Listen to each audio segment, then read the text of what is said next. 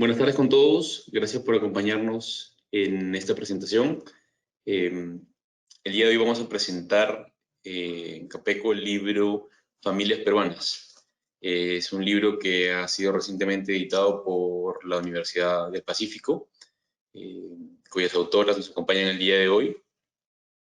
Y vamos a hacer una reflexión con Eduardo Benavides, gerente de negocio inmobiliario del BCP, y con Jorge Sánchez, arquitecto de Nómena Arquitectos y director de la Asociación de Estudios de Arquitectura, y una reflexión respecto a esta investigación de los 11 tipos de familias peruanas y su relación con el producto inmobiliario, ¿no? Con cómo se aborda la creación de producto inmobiliario pensando en las familias peruanas.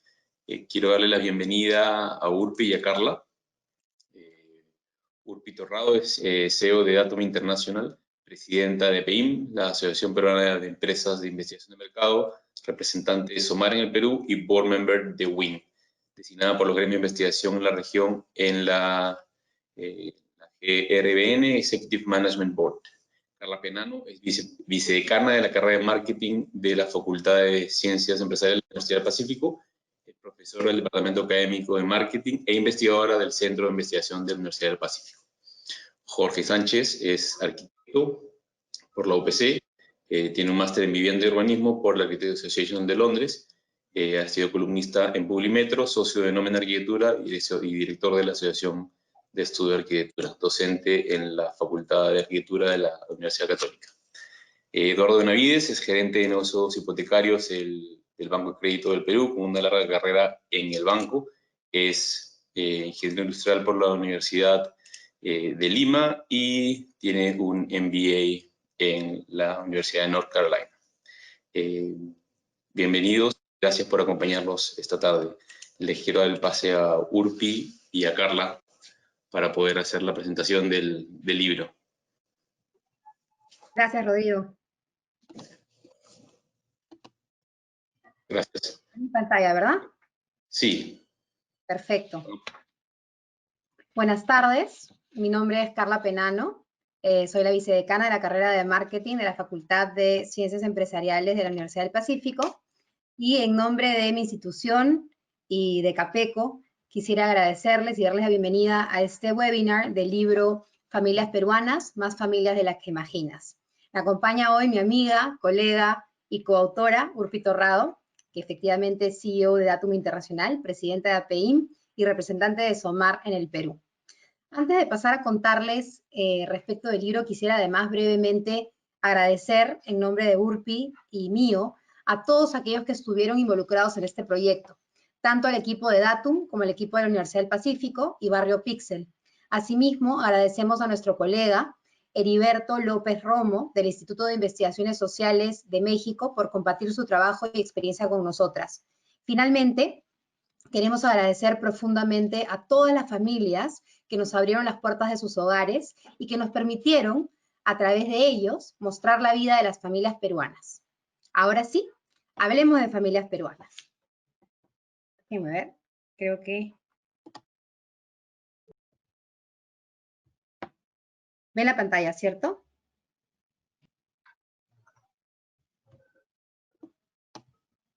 Ahora sí.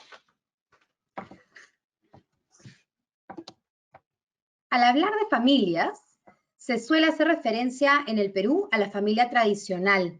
Sin embargo, existen diversos factores tanto económicos como sociodemográficos que han dado paso a la generación de nuevos tipos de familia. Hoy no podemos hablar ya de un solo tipo de familia, no podemos hablar solamente de la familia tradicional, ya que hemos descubierto con nuestra investigación que existen por lo menos 11. Si bien hay mucha data estadística, mucha data poblacional, no hay antes de este libro ninguno que haya profundizado en los diferentes tipos de familia en el Perú. Si bien sí, evidentemente existe bibliografía sobre este tema, esta bibliografía existente tiene una perspectiva más general con otro enfoque centrado, como bien dije, en la familia tradicional. Esta propuesta con este libro lo que presenta es la combinación de data oficial, encuestas y etnografías que nos permiten entender la dinámica de cada uno de estos tipos de familia, de estos 11 tipos de familia. Además, esta publicación incluye fotografías que dan insights, mejor dicho, fotografías que le dan vida a la data, lo que permite, de alguna manera, entender las particularidades, las características que vive cada hogar según el tipo de familia. Ahora, el concepto de familia es uno de los conceptos más usados en las ciencias sociales contemporáneas. En general, todos los enfoques y las teorías de estudio en el campo de la sociología, inclusive la economía, etcétera, han considerado a la familia como la unidad de análisis más importante para la comprensión y la explicación de grandes temas que aquejan a la humanidad y que preocupan en la actualidad, como por ejemplo la diversidad, la violencia, temas como la drogadicción, el clima social, la delincuencia, la obesidad, la migración, incluso la pandemia, ¿ok? Estos fenómenos sociales no podrían explicarse, no podrían entenderse sin considerar a la familia como un eje básico de diagnóstico y de análisis. Ahora bien, ¿cómo son las familias en general? Las familias son dinámicas, las familias cambian de estructura, no hay un solo tipo de familia. Las familias no son estáticas, pueden cambiar, van evolucionando, se van transformando en el tiempo, van cambiando las estructuras familiares. ¿Por qué? Porque la familia es una célula viva que va cambiando y transformándose en el tiempo. Por ejemplo, una familia unipersonal podría cambiar cuando esta persona se casa o se une a otra persona. Podría pasar a ser una pareja joven sin hijos, por ejemplo. Eventualmente podría evolucionar hacia una familia tradicional con hijos chicos y eventualmente en el tiempo podría convertirse, por ejemplo, en una familia de tipo nido vacío. ¿Qué ha cambiado en los últimos años? Como ya mencioné, hay diversos factores económicos, sociales, que han dado paso a la generación de estos nuevos tipos de familia.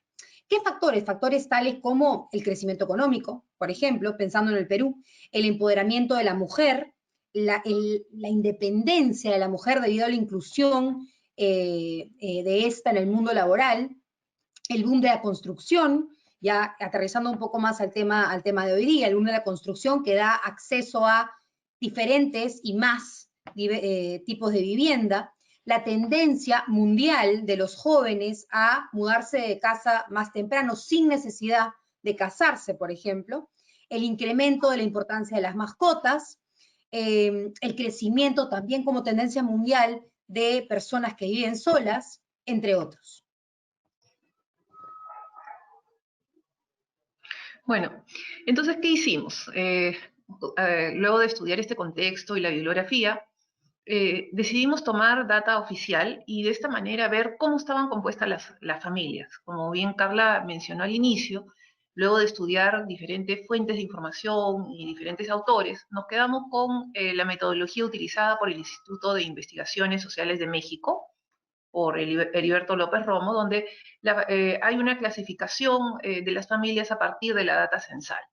Entonces, bueno, lo primero que hicimos, y además que nos pareció súper interesante la posibilidad de no trabajar con una muestra, sino con la data del censo, y como bien saben ustedes, los censos en el Perú se realizan cada 10 años, ¿no? Entonces tomamos la data del censo del 2007 y la data del censo del 2017, para poder comparar y ver de qué manera están evolucionando y cuáles son los tipos de familia que están creciendo. Nos pareció muy rico no solamente saber cuáles son los tipos de familias existentes, sino cuál es la tendencia de crecimiento o de desarrollo de cara a los próximos años. Entonces, tomando la data censal, pudimos clasificar a las familias. Sin embargo, encontramos que la data censal nos permitía clasificar, pero no nos permitía perfilar, o sea, no podíamos tener más información, entonces complementamos la data censal con la data del ENAO, que es la Encuesta Nacional de Hogares, que como ustedes saben, también la realiza el INEI, son más de 40.000 encuestas al año, y eso nos permitía tener más información precisamente sobre la vivienda, sobre los servicios que tiene el hogar y sobre el jefe de familia en diferentes aspectos. ahí nos encontramos con una limitación, y es que uno de los tipos de familia tenía dificultades para ser clasificados, porque nos faltaban algunas preguntas en el censo. De hecho, incluso antes de que este proyecto lo venimos trabajando con Carla, con Datum, desde antes del 2017, o sea, desde antes del censo. Incluso nos reunimos con el INEI, nos reunimos con algunos congresistas, pero bueno, el INEI tiene una serie de criterios para incluir preguntas dentro del censo y bueno, tiene que haber el pedido por lo menos de 2 instituciones públicas, de 2 ministerios, por ejemplo, cosa que no era el caso, ¿no? Entonces, bueno, no se incluyó las preguntas, entonces teníamos la limitación de poder clasificar y entender mejor a uno de los tipos de familia, que es la familia reconstituida. Por eso tuvimos que complementar con una encuesta ya a nivel nacional realizada por Datum. Y además quisimos validar la data de un tipo de familia que, como ustedes van a ver luego en la explicación, hay un tipo de familia que es la pareja del mismo sexo que tiene un comportamiento en la data diferente a todas las otras familias. Entonces necesitábamos validarlo, y lo validamos también con esta encuesta a nivel nacional, porque este tipo de familia solo aparece en el censo del 2017. En el censo del 2007 no hay información de ese tipo de familia porque se consideró error material. Entonces, ¿qué es lo que encontramos? Encontramos 11 tipos de familia.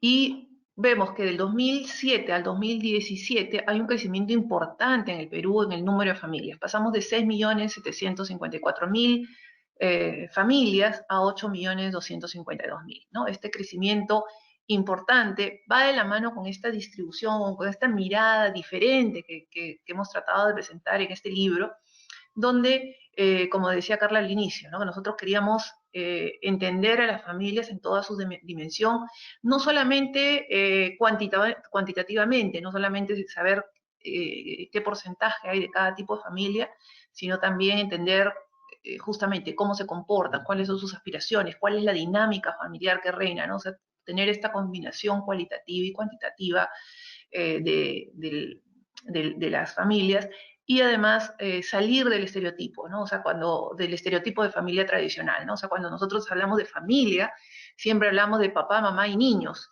y hoy en día lo que encontramos es que no hay un tipo de familia, hay 11 tipos, y que este tipo de familia que nosotros tenemos como estereotipo, si bien es el tipo de familia más grande, no es el porcentaje mayoritario, es solamente 21.8% del total de familias, ¿no? Entonces, en otras palabras, digamos, que viene a ser casi la cuarta parte, de otras 3/4 partes de otros tipos de familia que resultan relevantes y que tienen otras dinámicas, otros comportamientos que necesitamos entender, porque en la medida que podamos entender, vamos a poder hablarles estos segmentos. Tenemos que tener esta mirada más diversa que justamente permita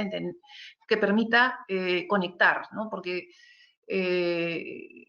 de alguna manera la composición que tiene cada una de estas familias, la dinámica que tienen, afecta el estilo de vida, afecta las decisiones de compra, de consumo, y definitivamente está incluso relacionado, como lo vamos a ver más adelante, está relacionado con las características de la vivienda y con las decisiones que se toman en el hogar.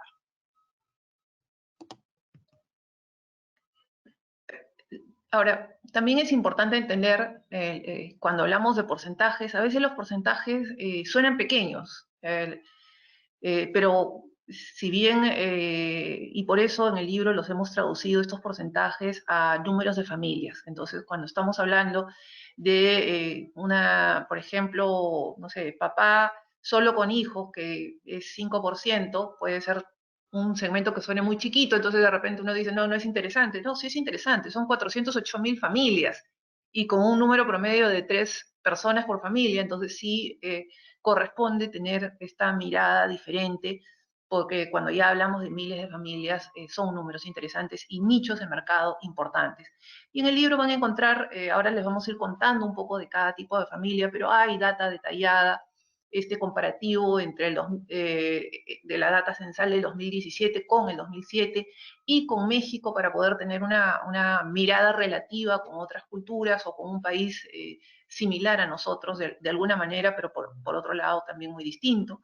Información de bienestar, ingreso y distribución del gasto, equipamiento del hogar, uso de servicios, en fin, todos los datos relevantes a cada tipo de familia. Y también, antes de ya hablar de cada tipo de familia, queríamos contarles algunos datos que nosotros consideramos relevantes. Consideramos relevante entender que hay dos tipos de familia que han crecido en los últimos años. Una es la familia unipersonal, o sea, claramente es un crecimiento importante. No nos olvidemos que esto es data censal, entonces no estamos hablando de un margen de error. Estamos hablando que, por ejemplo, en 10 años, la familia unipersonal crece de 11.8 a 16.8. Y la familia de mamá sola con hijo crece de 16, crece 2 puntos, para redondear.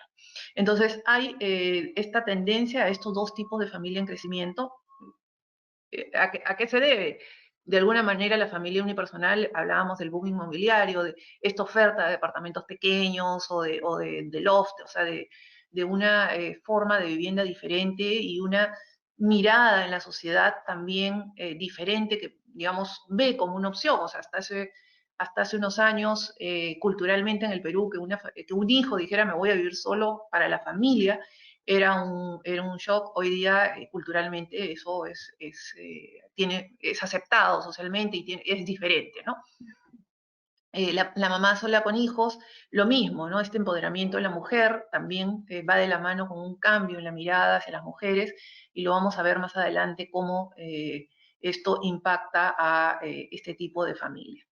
Por otro lado, ¿cuál es la contraparte? Así como hay familias que crecen, hay familias que han disminuido. ¿Cuál es la tendencia? Esta familia tradicional de la cual hablábamos al inicio ha tenido un decrecimiento importante en estos 10 años de estudio, cae de 25.8 a 21.8, es decir, hay menos familias compuestos por mamá, papá y niños, y por otro, impactados de alguna manera, no solamente de repente por el crecimiento del número de divorcios o la caída, digamos, o la separación de las familias, sino también por la caída de la tasa de natalidad. Es decir, hay menos gente teniendo hijos, eso da paso también al crecimiento de otro tipo de familia, que es la pareja joven sin hijos, por ejemplo. Y otro tipo de familia que ha decrecido es la pareja, hijos y otros parientes. En otras palabras, está decreciendo, ¿por qué? Porque al haber también esta mayor oferta inmobiliaria, se empieza a dar en menor medida los casos de estas familias que al casarse, un hijo o una hija, al emparejarse, en lugar de venir a vivir a la vivienda, digamos, nuclear, empiezan a abrirse y buscar su propia vivienda. Y algunos datos, antes de, como ustedes van a ver, y como en todo estudio de segmentación en realidad, hay algunos datos que son particulares y hay que tener esta mirada más como con una lupa, ¿no? más direccionada a un tipo de familia. También tenemos que hacer un zoom y tener esta mirada general. ¿Por qué? Porque hay elementos que son comunes y que pueden marcar tendencias o nos pueden estar diciendo algunas cosas interesantes respecto a las familias en general en el Perú, ¿no? Entonces, creo que, y lo interesante de la data que podemos encontrar en el libro es precisamente esta combinación de datos más generales. O sea, podemos ver el bosque, pero también podemos ver el árbol, ¿no? Podemos ver la data particular y las características propias de cada tipo de familia. En nivel general, ¿qué hemos encontrado? Encontramos, por ejemplo, que hay un 30% de familias con jefe de familia que es una mujer. Y esto es un cambio que viene dándose y que es muy importante, ¿no? Incluso les diría yo que por otros estudios hemos visto casos donde hay, digamos, los dos miembros de la pareja trabajan, pero a la mujer microempresaria, emprendedora, que le empieza a ir bien, incluso hemos visto casos donde el esposo ha tenido que renunciar para trabajar con la esposa porque genera muchísimos más ingresos, ¿no? Entonces eso cambia un poco la dinámica. Hemos visto que más o menos 18% es el porcentaje de familias compuestas por mamá e hijos, mamá sola con hijos. y estamos viendo que hay 30% de mujeres que son jefes de familia. Entonces, en otras palabras, hay familias que habiendo, digamos, la presencia de la pareja, es la mujer la que es la jefe de familia, y esto es un cambio importantísimo en la dinámica de las familias peruanas. ¿Por qué? Porque se suma con mayor fuerza la presencia de mujer en la toma de decisiones, ¿no? O sea, hasta hace unos años, y les diría cuando, ahora me suena gracioso decir, pero comencé haciendo investigación de mercados ya hace más de 25 años, y claramente, por ejemplo, había una diferencia muy importante entre las decisiones del hombre y de la mujer. Las compras grandes,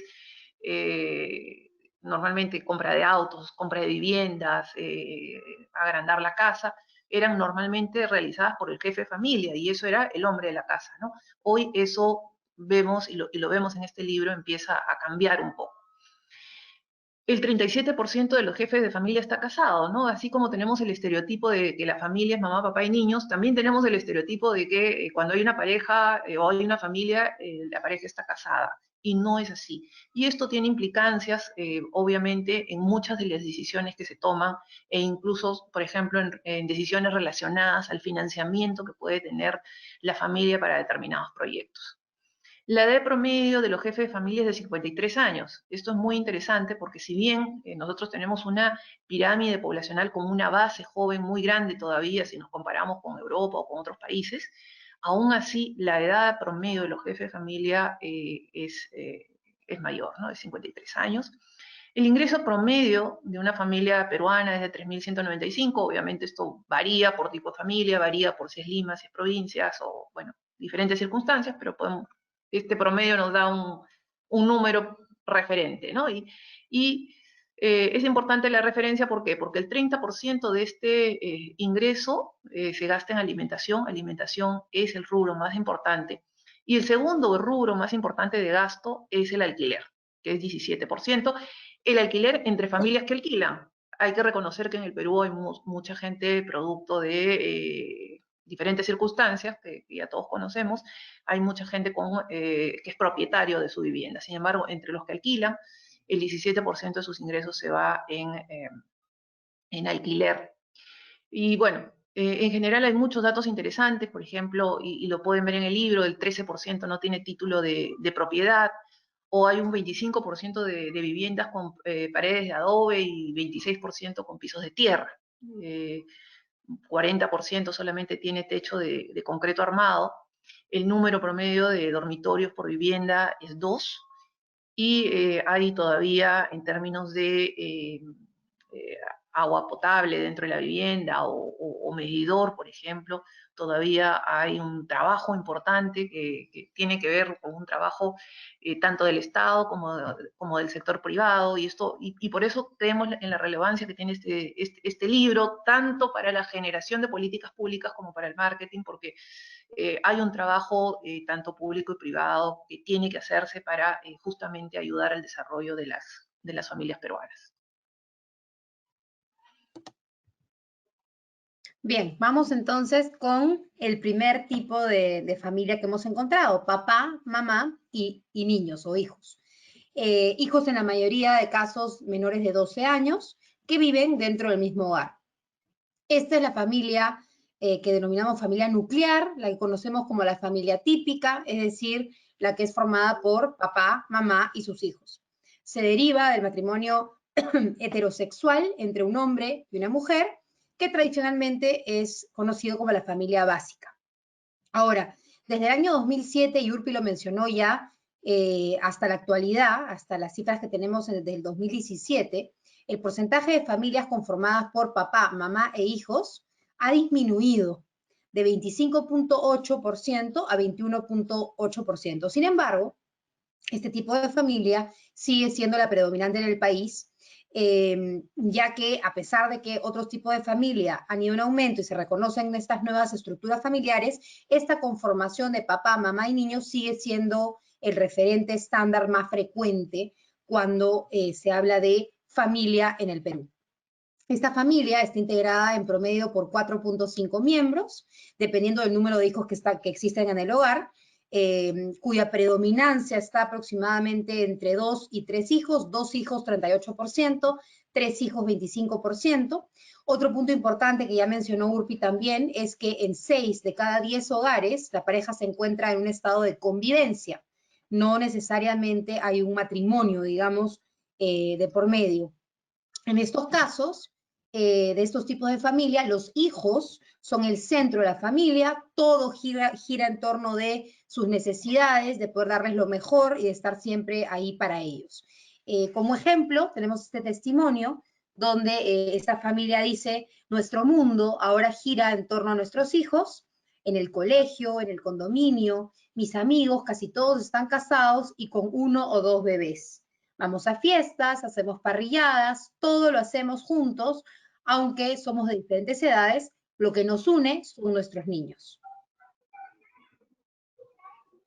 La mamá sola con hijos es el segundo tipo de familia en tamaño, o sea, en número de familias, y por otro lado también en crecimiento, como lo vimos hace un momento. En este caso la atención también se centra en los hijos. Vemos que se da en mayor medida, este tipo de familias la hemos encontrado en mayor medida en los estratos más bajos, en los niveles socioeconómicos más bajos, y encontramos que las mujeres, estas mamás, se sienten que enfrentan la adversidad y el motor son sus hijos, es decir, sienten que por ellos, por los hijos, nada es imposible. Eso es lo que las motiva, lo que las impulsa a salir adelante. Se sienten menos juzgadas que antes, es decir, que hasta hace unos años socialmente ser una mamá sola con hijos tenía esta connotación negativa y esta mirada muy fuerte, digamos, de la sociedad. Hoy día se sienten menos juzgadas, sin embargo, sienten que para ella es mucho más difícil y que tienen que trabajar más para salir adelante. Al ser una familia donde hay un solo adulto trabajando, y en este caso es la mujer, tienen un menor ingreso promedio y por lo tanto también gastan menos en salida fuera de casa que otros tipos de familia. El número promedio es 3.5 miembros en este tipo de familia.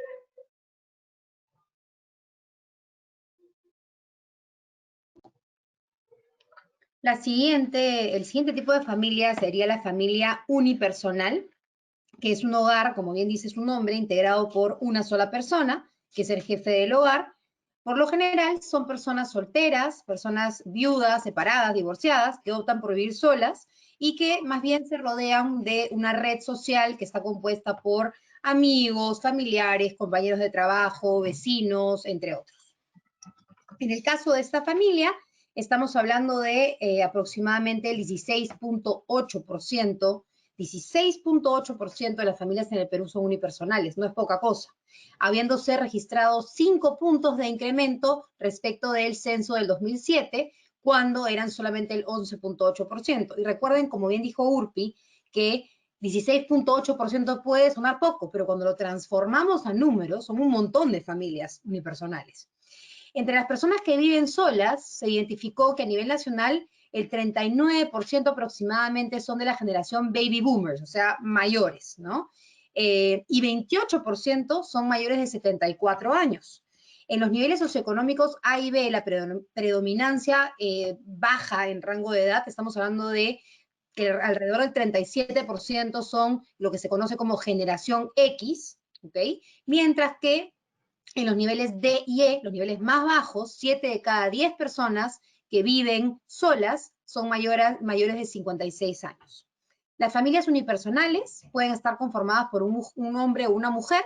En el Perú, la familia unipersonal está repartida igualmente, 50% hombres, 50% mujeres.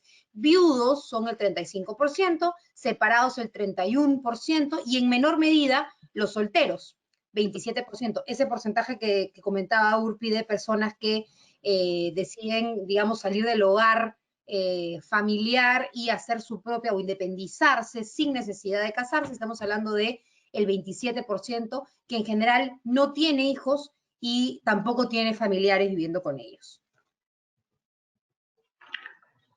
La pareja, hijos y otros parientes es el tipo de familia que tiende a decrecer, como lo hemos visto al inicio, pues hay una tendencia también a la independización. Pero digamos, ya como tipo de familia, ¿qué es lo que sucede? el que llega a la familia es el que tiene que adaptarse a la dinámica del hogar. Es decir, a diferencia de otras familias, por ejemplo, una pareja que se constituye y tiene hijos, es una familia que se forma desde cero. En este caso, el que llega a esta familia es una familia que ya está constituida y tiene que adaptarse. Tiene que seguir las reglas, la cultura, las dinámicas, las costumbres de esta familia, ¿no? Que normalmente es un nuevo yerno, una nueva nuera, que se suma al hogar. Ahora, en términos de jerarquía, aquí también es muy interesante porque en otros casos o en otros tipos de familia, el jefe de familia, la jerarquía está en la persona que más aporta económicamente al hogar. Sin embargo, en este tipo de familia, parejas, hijos y otros parientes, la jerarquía se centra en el propietario de la vivienda. ¿Ya? Es decir, quien es el dueño de la vivienda es quien tiene o quien tomaría las decisiones más importantes. Se valora mucho la unión familiar y el compartir las comidas, es decir, al ser de repente una familia más extendida, más grande, por haber otros parientes, las comidas son un elemento aglutinador, un elemento que integra a los diferentes miembros del hogar. Este tipo de familia también es la que tiene el mejor equipamiento del hogar. Es decir, por un lado, son casas más grandes porque hay más miembros, o sea, el número promedio de miembros del hogar son 6 personas. En otras palabras, eso obviamente implica que también tienen que ser viviendas más grandes, pero también tienen un ingreso promedio más alto. ¿Por qué? Porque hay más adultos trabajando. En este caso, si se trata de pareja, hijos y otros parientes, es la pareja y estos otros parientes, que normalmente son adultos, los que estarían trabajando y generando más ingreso promedio en el hogar. Esto se traduce en una mayor equipamiento del hogar y más tecnología. De hecho, por poner un ejemplo, es el tipo de familia donde se registra la mayor penetración de TV por cable.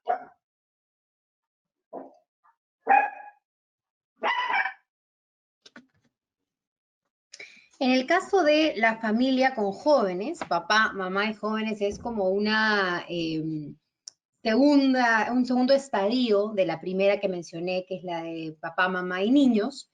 Cuando los niños crecen, la familia nuclear pasa a estar compuesta ahora por papá, mamá y jóvenes. Lo que sucede en este caso es que las necesidades, la capacidad de compra, los intereses son muy diferentes al caso de los niños. Por lo cual, la familia se debe adaptar a esta nueva situación, a esta nuevo, digamos, arreglo dentro de la familia.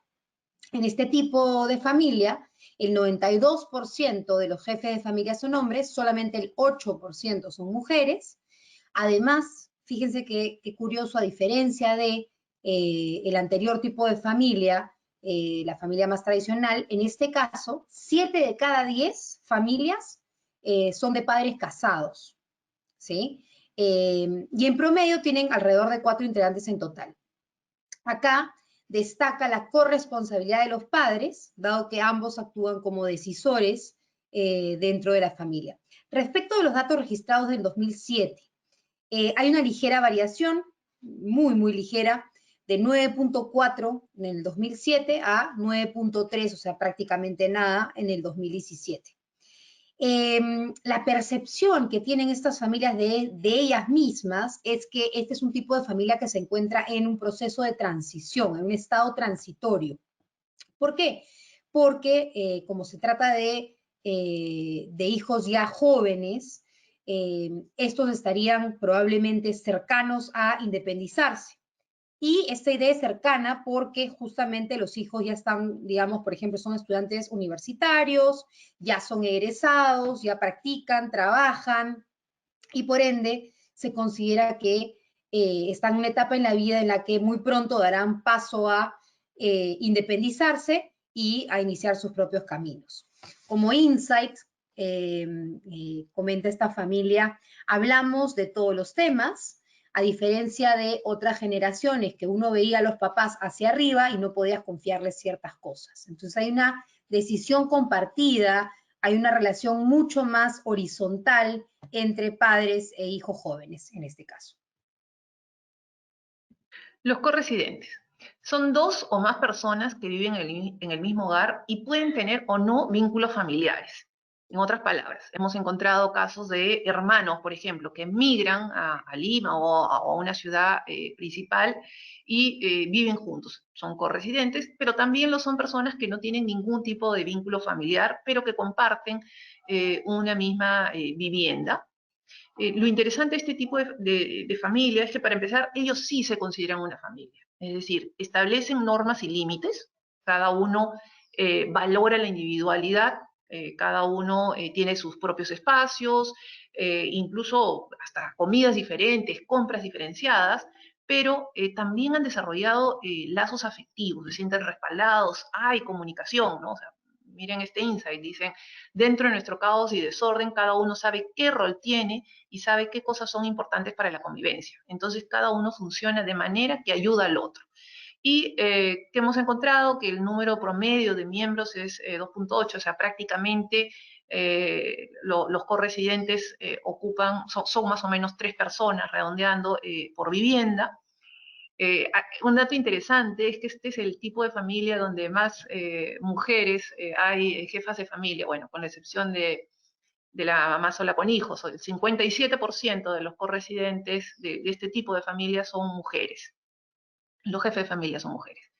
Hay en promedio 4 habitaciones en la vivienda y es uno de los 4 tipos de familia con mayor número de habitaciones, porque precisamente al ser todos independientes, cada uno tiene, a pesar de que hay espacios compartidos, cada uno tiene espacios propios.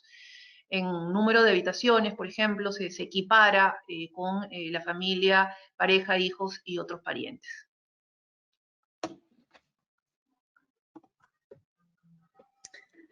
La pareja con hijos que ya no viven en el mismo hogar, o denominada coloquialmente nido vacío, es la familia conformada por una pareja de adultos mayores de 60 años cuyos hijos han cambiado de hogar porque ya son adultos en sí mismos. O sea, es un poco el tercer estadio después de la anterior que les comenté de la familia con jóvenes, ¿verdad? Muchas veces se les denomina así, nido vacío, porque es la sensación que experimentan algunos padres cuando sus hijos abandonan el hogar por primera vez, ya sea porque se van a la universidad, se independizan o se casan, ¿no? Cuando los hijos se independizan, surge un momento de gran cambio para los padres, especialmente para aquellos cuyo, digamos, rol era el dedicarse a cuidar de ellos. Es interesante para las diferentes marcas el poder investigar y conocer más y conocer a profundidad a este tipo de familias, ya que al dejar de tener dependientes dentro de la familia, tienen acceso a dinero excedente y necesidades y deseos muy particulares que podían satisfacer.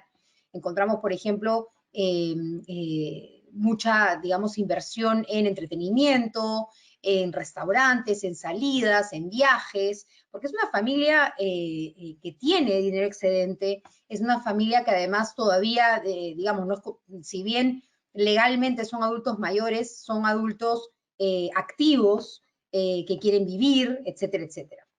De acuerdo al censo del 2017, los hogares conformados por parejas sin hijos, que ya no viven con ellos, representan el 6.3% a nivel nacional, lo cual ha experimentado un crecimiento de 1.3 respecto de su medición del año 2007. O sea, es un tipo de familia que está en crecimiento y que puede tener que ver con lo que mencionó Urpi, lo que yo ya mencioné anteriormente, que es que los hijos se independizan más rápido, ¿no? Más temprano y sin necesidad de casarse necesariamente. Me gustó este testimonio. Acá nos dice, tengo la confianza de decirle a mi hija que si no me provoca verla, no es porque no la quiera, sino porque quiero descansar. Antes era impensable decir eso. Nuestra forma es un poco moderna, dice. Papá solo con hijos. Si bien es un porcentaje pequeño, hablábamos de 4.9%, si recordarán al inicio, pero también dijimos que son más de 400.000 familias de papás solos con hijos en el Perú. Son papás que por diferentes circunstancias decidieron hacerse cargo de la crianza de los hijos, ya sea porque se quedaron viudos, ya sea porque se divorciaron o porque la mujer por alguna circunstancia no puede, no está dentro del hogar. Se sienten admirados por la sociedad por haber asumido la crianza de los hijos. Y noten que esto es una diferencia importantísima relevante, muy relevante respecto a la mamá sola con hijos, ¿no? Mientras que las mamás solas con hijas se sentían menos juzgadas, no decían admiradas, se sentían menos juzgadas por la sociedad. Se sentían que trabajaban y que de alguna manera se habían visto ¿no? forzadas a luchar y a salir adelante y a hacer todo, y se sacrifican y hacen todo por sus hijos. O sea, miren la visión que tiene la mamá sola con hijos. El papá solo con hijos tiene una visión diferente, ¿no? Se siente admirado, se siente que son un ejemplo y tienen sí la responsabilidad de educar a los hijos. Y al ser un ejemplo para los hijos, eso los ha llevado a cambiar su estilo de vida. En otras palabras, han sacrificado, no más jueves de patas, y, y se enfocan muchísimo en pasar el tiempo que pueden con sus hijos, ¿no? Nos decían, ser un papá es una gran responsabilidad. Uno toma conciencia de que es el ejemplo. No es lo que yo le diga a mi hija que haga o no haga algo. Soy cuidadoso de mi comportamiento y de las cosas que hago.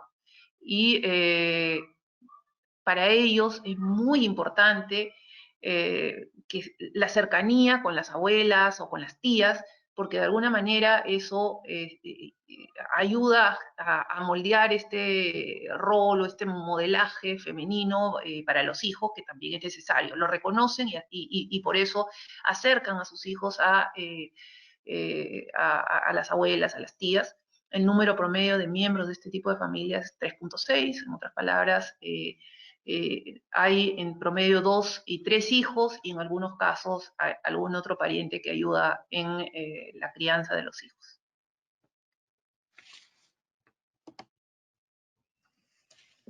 La pareja joven sin hijos, como dice su nombre, en este tipo de familia sin hijos, se caracteriza por no tener descendientes, ya sea por la imposibilidad de procrear de los padres o porque por un motivo u otro la pareja decide no tener hijos, no tener descendientes. ¿Okay?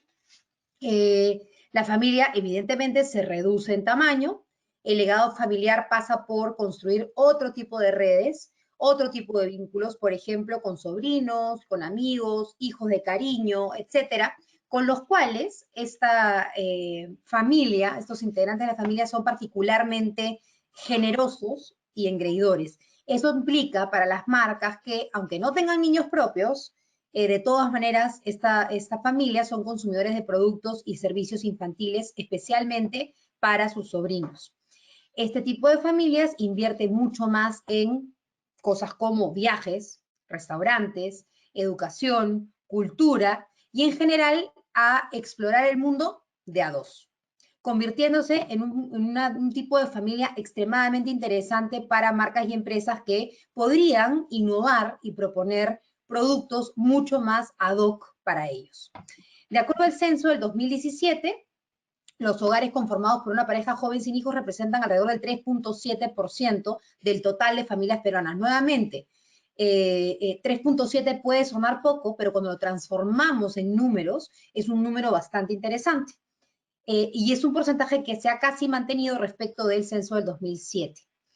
Los integrantes de estas familias se encuentran divididos entre generación X, alrededor del 48%, generación Y, 36%. En este caso, 6 de cada 10 jefes del hogar tienen entre 35 y 54 años aproximadamente. Y acá un insight interesante, ellos dicen, somos autónomos, no tener a alguien totalmente dependiente, es decir, hijos o hijas, te da bastante margen para hacer cosas. La pareja del mismo sexo. Como les dije al inicio, encontramos que este tipo de familia no estuvo representado, no estuvo registrado en el censo del 2007, aparecen en el censo del 2017 con 0.1%, entonces, bueno, sí, el porcentaje es pequeño, pero corresponde a 6.296 familias, donde, bueno, cuando hablamos de familias con un número de promedio de miembros de 2.5, es decir, en algunos casos hay hijos de por medio, pero principalmente o en la mayoría de los casos solo se registra o solo hemos encontrado parejas, o principalmente en parejas, pero como les decía, hay casos con niños. Reconocen ellos como su principal problema la discriminación, es decir, a ellos les ha costado mucho ser reconocidos, poder de alguna manera independizarse, formar una familia, visibilizarse, y incluso registran problemas como el tema de el manejo de la propiedad o el de poder pedir créditos o préstamos conjuntos, porque, bueno, no, se saben no reconocidos por la sociedad. Para ellos, evidenciarse como familia no ha sido fácil. Y precisamente porque no ha sido fácil evidenciarse como familia, vemos que hay una mayor incidencia de este tipo de familias en los niveles socioeconómicos medios y altos, porque en los niveles bajos evidenciarse es mucho más difícil y trae socialmente mayores consecuencias. Los niveles más bajos en el Perú son muchísimo más conservadores. Creo que es importante decir que esto no mide a la comunidad LGTBI. ¿Por qué? Porque la comunidad LGTBI son personas individuales, entonces dentro de una familia y de cualquiera de los tipos de familia puede haber un miembro que sea gay. En este caso solamente estamos hablando de parejas del mismo sexo que constituyen una familia independiente. Algo relevante en este tipo de familia es que la relación de pareja es horizontal, ¿no? Aquí como lo registra esta frase de una de las entrevistas que realizamos, ellos nos decían, no hay jefe de hogar, todo lo hacemos conjuntamente, ¿no? Entonces, la relación es más horizontal, lo veíamos, por ejemplo, en la familia, pareja, hijos y otros parientes, donde la relación era mucho más vertical y sobre todo el poder en las decisiones que tiene el dueño de la vivienda es un poder diferente a el poder que hay en esta pareja, ¿no? Donde las relaciones se toman de manera conjunta, mitad-mitad, digamos. Es el mayor porcentaje de familias con ingreso formal. Es decir, mientras que vemos que en la mayoría de familias gran parte del empleo es informal, en este tipo de familias vemos más trabajo formal. Y junto con parejas jóvenes sin hijos son el tipo de familia que más optan por departamentos en edificios como tipo de vivienda. Y en general para ellos, junto con las parejas jóvenes sin hijos, con los nuevos tipos de familia, los departamentos son la opción preferida.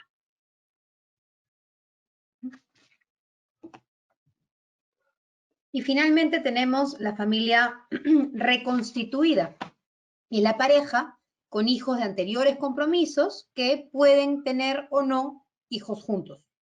Esto es básicamente dos familias monoparentales que por medio de una relación sentimental entre ellos se unen dando lugar a la conformación de una nueva familia. No hay estadísticas oficiales para este tipo de familia, pues ni en el censo del 2017 ni en la ENAJO 2018 se pregunta si hay hijos de compromisos previos. Si bien no es posible entonces estimar la cantidad de este tipo de familias con data oficial, a partir de las encuestas que hicimos con Datum Internacional en el 2019, se pudo establecer que la familia reconstituida representa el 5.5% del total de familias.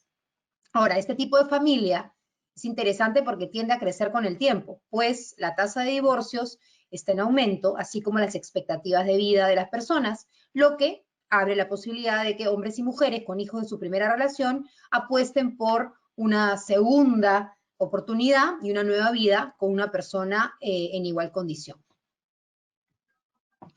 Como reflexiones finales, ya lo dijimos, tradicionalmente en el Perú, cuando se trata de familias, el enfoque siempre ha sido trabajar planes y campañas de marketing para un tipo de familia, la familia de papá, mamá e hijos. Sin embargo, consideramos que este enfoque más tradicional ya no responde a la realidad actual. Como ya comentamos, sin embargo, la familia tradicional representa menos del 22% de la composición total del tipo de familias, lo que hace que muchas veces los planes, las campañas de marketing en general dejen de lado las particularidades y las características de los demás tipos de familia. Por lo tanto, el propósito de este libro justamente lo que busca es visibilizar a todos los tipos de familia que existen, entender su composición, sus características, cuáles son las dinámicas de cada tipo de familia y entender que existe la necesidad de medirlas, de entenderlas a mayor profundidad y redefinir los conceptos de familia de tal manera que el libro les sirva a la comunidad de marketing, a la comunidad de publicidad, para entender la realidad de los 11 tipos de familia que existen en el Perú y así adaptar, readaptar los productos a las necesidades de cada una de ellas. Desde la inteligencia de mercados, con URPI y la academia, conmigo, lo que queremos es contribuir con este enfoque renovado. Ya no podemos seguir midiendo a las familias bajo las mismas estructuras y parámetros del pasado. La sociedad está en constante evolución y tenemos que estar preparados para adecuarnos y para leer estos cambios. Muchísimas gracias.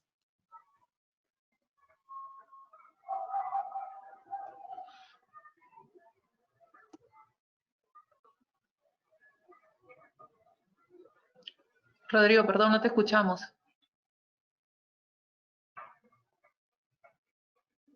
Ahora sí. Gracias, Urpi. Bueno, gracias Urpi y Carla por la presentación del libro. Realmente es una herramienta potente para equipos de marketing y equipos de desarrollo de producto. He visto la presentación del libro en otras, en otras marcas, para otras industrias, porque la investigación de ustedes es amplia en el sentido de que hablan de familias, entonces las familias a nivel de consumo y qué productos consumen. El libro es una herramienta potente para eso, ¿no? Para equipos de marketing, desarrollo de producto.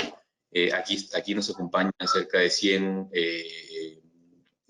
oyentes, asistentes a este webinar de área de desarrollo de negocio inmobiliario, ¿no? Entonces, donde queremos ahora orientar la conversación es a partir del desarrollo inmobiliario y del producto inmobiliario, porque el producto inmobiliario no es lo mismo que un producto de retail, no tiene unos componentes distintos, tiene un peso, o sea, el producto inmobiliario es grande, pesa, toma un tiempo construirlo y hay una serie de restricciones que conversaremos.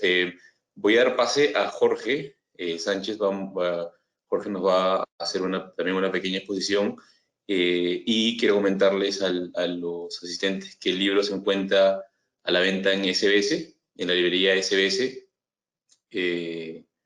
y yo creo que deberían comprarlo de manera obligatoria en todas las áreas de marketing de cualquier empresa.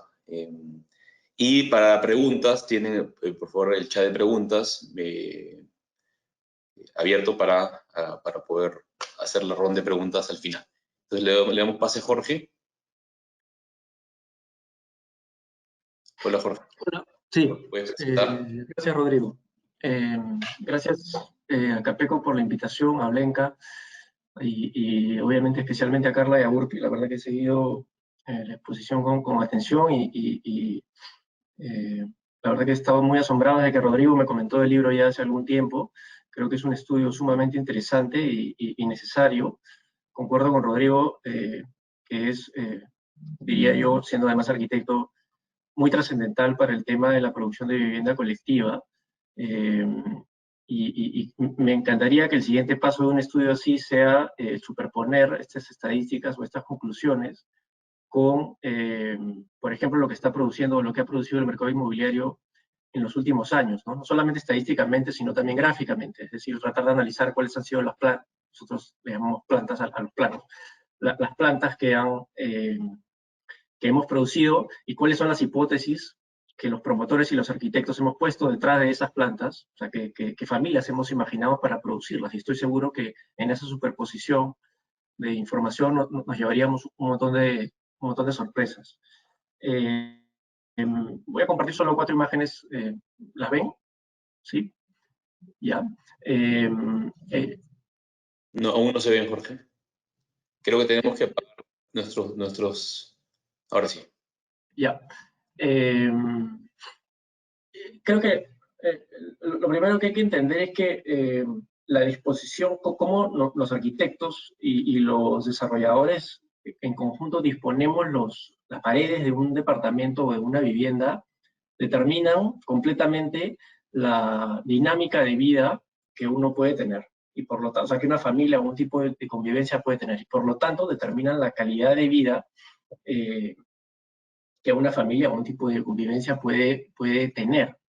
Entonces, digamos, si nosotros, bueno, en este ejemplo, por ejemplo, se ve como un departamento, más allá de si uno es bueno o malo, como en un ejemplo, la circulación pues, puede estar completamente cruzada cuando uno quiere ir de un dormitorio a una sala de estar o al otro dormitorio, y en el segundo ejemplo es una repartición de paredes o de espacios que están mucho más ordenadas y que permiten que las circulaciones no estén tan mezcladas cuando uno realiza su vida diaria.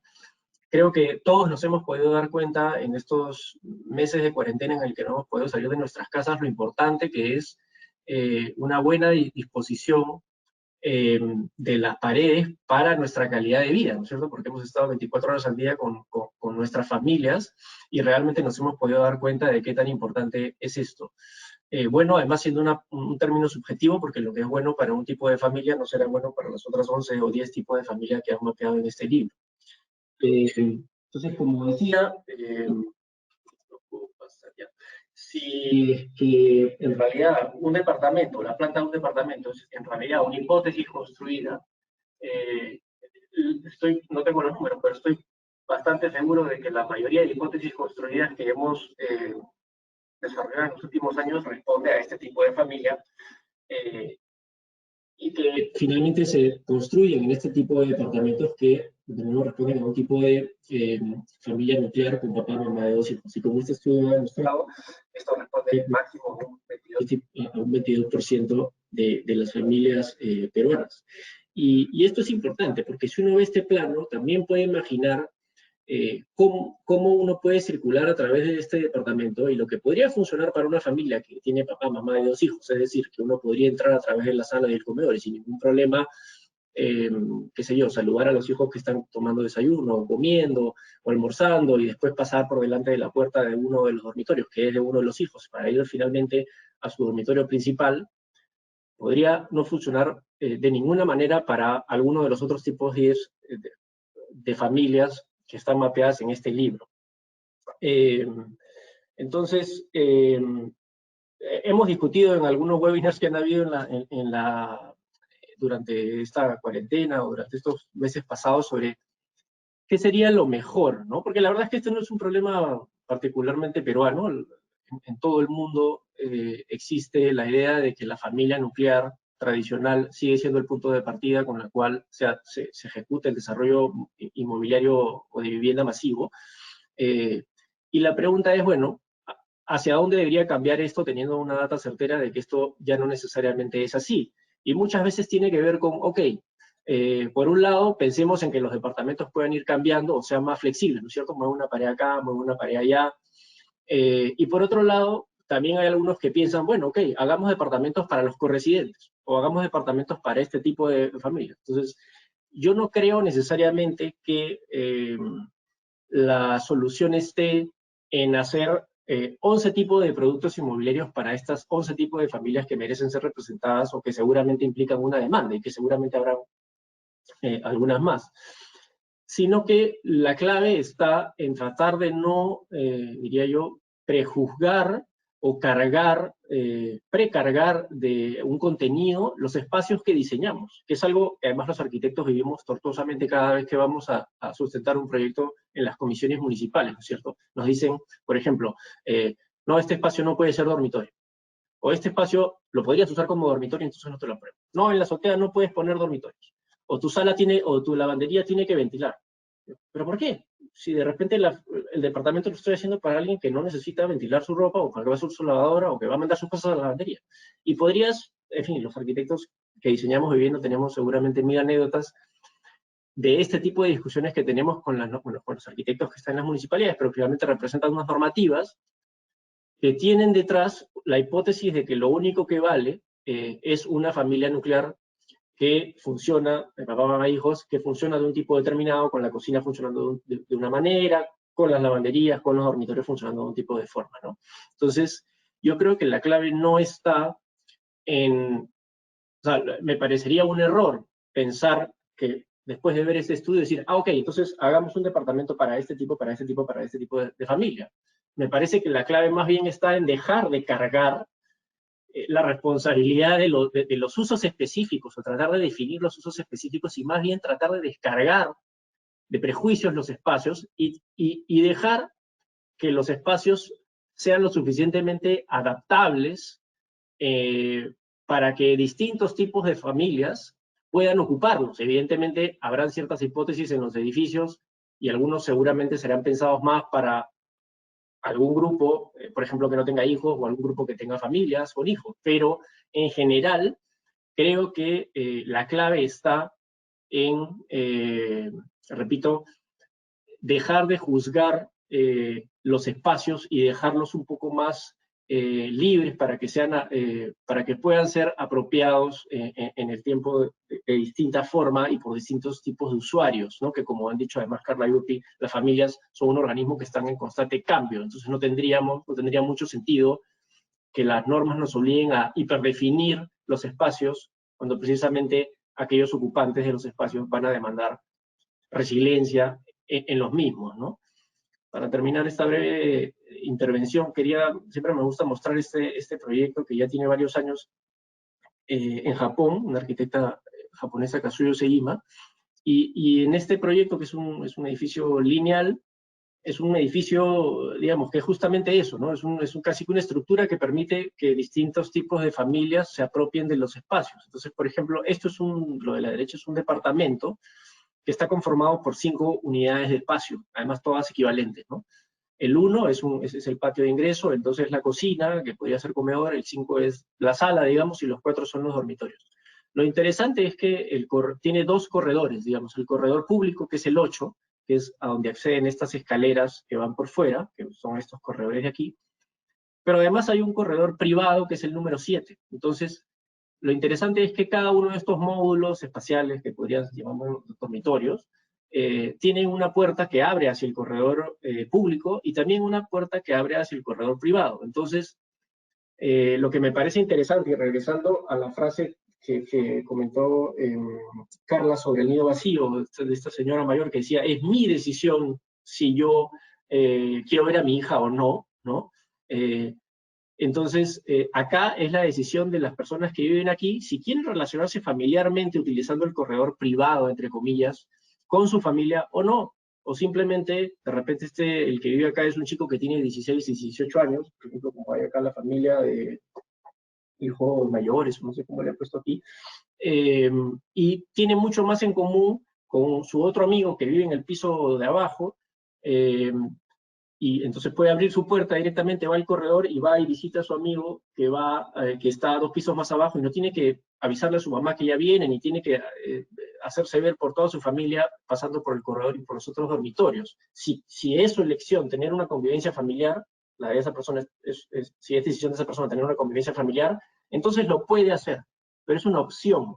No es que la arquitectura o el diseño, la disposición de las paredes, te conminen a tener una relación que está basada en una hipótesis que no necesariamente es cierta, ¿no? Entonces, en fin, quería dejarlo ahí para poder conversar un poco más.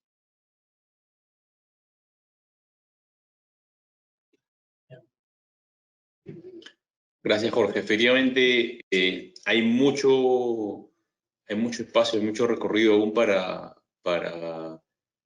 trabajar sobre estas restricciones, ¿no? Sobre la visión de la norma respecto a cómo la norma termina diseñando un tipo de departamento para una familia, ¿no? Es más, los reglamentos y los parámetros nos obligan incluso a colocar porcentajes de vivienda en cierto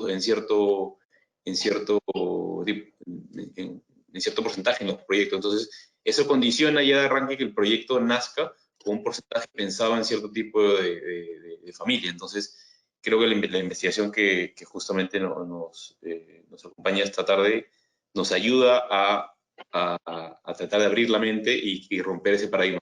Quiero darle la bienvenida a Eduardo al panel. Eduardo.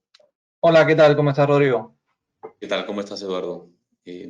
Vamos a abrir el panel para que también entren nuevamente Carla y Urpi para conversar un poco sobre... Esperar que entren. Que prendan su cámara. Ahí está. Carla y Urpi. Eduardo, quería aprovechar la entrada para conversar un poco Respecto, ya hablando del negocio inmobiliario, ¿no? Del producto inmobiliario visto del lado del proyecto, nos encontramos cuando desarrollamos un proyecto a la hipótesis, como bien decía Jorge, la hipótesis de quién es el cliente que va a vivir, porque a diferencia de un producto que se desarrolla y se puede lanzar en un mes, 2 meses, nosotros hacemos un proyecto que probablemente termine entregándose en 1 año o 2 años. Entonces, en ese periodo de tiempo pasan muchas cosas. Y nosotros hacemos una hipótesis respecto a quién va a vivir, pero nos enfrentamos a 2 restricciones, a dos reglas de juego del desarrollo inmobiliario, ¿no? Que por un lado es la norma y por otro lado el financiamiento, ¿no? Entonces, quería que nos puedas comentar un poco del lado qué están explorando respecto al financiamiento para mayor segmentación de vivienda. ¿Cómo están segmentando el banco a nivel de negocio inmobiliario? A ver, ¿me hablas específicamente del préstamo a la construcción o del hipotecario hasta el finalista? No, del hipotecario al finalista. Ok. A ver, claramente, digamos, la variedad que hay de familias no pude estar al comienzo, pero sí me llegó el libro, me pareció sumamente interesante. Yo creo que el gran reto que tiene el banco acá es la evaluación crediticia, ¿no es cierto? Y la variedad de familias que existen en el Perú nos hace ese reto aún más grande, sobre todo con la informalidad que encontramos en el país, ¿no? En el banco tratamos constantemente de ver cómo capturamos o cómo le damos la oportunidad a más peruanos a poder acceder a esta vivienda, ¿no? Entonces, ya hace unos años, por ejemplo, abrimos un producto que se llama el plan de ahorro, ¿no? En el cual venían personas que nos decían, yo puedo pagar 2.000 soles al mes, ¿no? Pero no tenían cómo demostrarnos que podían pagar esos 2.000 soles. ¿Por qué? Porque claramente no trabajaban, no eran dependientes, no tenían ingresos de quinta, simplemente vendían polos o tenían alguna actividad en la cual sabían que podían pagar estos 2.000 soles. Y antes no había cómo evaluarlos, ¿no es cierto? Porque no pasaban los ingresos por una cuenta de un banco, no había cómo saber que realmente estas personas podían acceder a ese nivel. Y a raíz de eso creamos un plan de ahorro en el cual, a grandes rasgos, dependiendo de la cantidad de cuota inicial que vayas a poner, nosotros te pedimos que ahorres una cantidad de meses, que puede ir desde 4 meses hasta 9 meses, dependiendo de la cuota inicial que estés dispuesto a poner para esa vivienda. Y entonces, en esos meses, lo que te pedimos es que mes a mes, en la fecha en que tú me digas que vas a poder depositar ese monto, lo vayas haciendo todos los meses, ¿no? Eso, el banco, digamos, siempre decimos es tomarse un gran riesgo, evaluar a una persona por 9 meses para darle un préstamo de 20 años, ¿no? Pero creemos que si una persona es lo suficientemente ordenada como para en 9 meses no demorarse en su pago, hacerlo en la fecha en que lo tiene que hacer, creemos que esa persona va a ser capaz de pagar su hipoteca, ¿no? Entonces, ese es un producto que ya venimos manejando hace un tiempo. Normalmente va muy enfocado o muy de la mano con el crédito Mi Vivienda, ¿no? Que es este crédito que está impulsado por el Fondo Mi Vivienda y que es, digamos, para tickets de viviendas más bajos, ¿no? Adicionalmente, por ejemplo, acabamos de sacar, y esto es un poco también escuchando a los constructores, ¿no? Que nos decían, nosotros estamos, queremos vender, pero viene una persona que le haces un plan de vivienda y me tengo que esperar 9 meses para poder venderle el departamento, ¿no? Y ni siquiera sé si se lo voy a poder vender o no, porque si falla en el proceso, no va a poder acceder al préstamo. Entonces, de cara a eso, hemos abierto una pauta en la cual revisamos si un cliente ha estado alquilando un departamento por una cantidad de tiempo, dígase lo mismo, 9 meses, 1 año, ¿no es cierto? Obviamente hay algunas documentaciones para poder validar que ha estado pagando ese alquiler. Podemos evaluarlo de cara al monto que ha estado pagando en su alquiler, ¿no? Un poco nuevamente enfocado a este tipo de familias, porque el alquiler puede ser que lo estén pagando entre 2 o 3 o entre la familia, ¿no? Y son distintas modalidades de familia que van a adquirir esta vivienda. Entonces, con ese par de productos que te he comentado, podemos hacer que más personas accedan a un crédito para vivienda, ¿no? Paralelo a esto, tenemos productos, por ejemplo, con periodos de gracia, ¿no? Porque también hay personas que te dicen, yo puedo pagar esa cantidad, pero ahorita estoy alquilando. Y entonces, hasta que me entreguen el departamento, ¿qué hago? Pagándoles a ustedes y además pagando mi alquiler. No puedo, ¿no? Y entonces hay productos que te dan periodos de gracia hasta 1 año, ¿no? Para poder acceder a eso, ¿no? Así como hipotecarios que pueden salir a nombre de 2 personas, ¿no? Y cada uno se hace cargo de un pedazo, digamos, del préstamo, ¿no? Entonces, tratamos de poder tener una variedad de productos, ¿no es cierto?, que cubran las necesidades, las distintas necesidades que vemos llegar, ¿no? Pero claramente este tema de la informalidad es un reto que nos tiene constantemente pensando por dónde podemos evaluar al cliente y no equivocarnos, ¿no? Porque tenemos que evaluarlo, como te decía, en un periodo muy corto o con un horizonte de, no sé, el último año cómo le ha ido y la pregunta es cómo le va a ir los próximos 20 años, ¿no? Entonces, ese es un poco, creo yo, el reto que tenemos los bancos de cara a poder generar estos productos, ¿no? Gracias, Eduardo. Efectivamente, como comento, puede haber alguna posibilidad en la que el crédito pueda estar pagado por más de una persona, ¿no? Dentro del núcleo de familia y se convierte en una posición interesante. Quiero plantearles una pregunta que nos hacen en el chat, de aquí el panel. Nos comentan, visto desde el punto de vista del producto, ¿no? ¿Sería más fácil vender un departamento o hacer un departamento que sea adaptable para una familia en varios periodos de tiempo de su vida por el mismo costo, ¿no? Por eso te quisiera lanzar esa pregunta. Perdón, no he entendido bien la pregunta. Nos comentan aquí, desde el punto de vista de negocio, ¿sería más fácil vender un departamento adaptable para varios tipos de familias?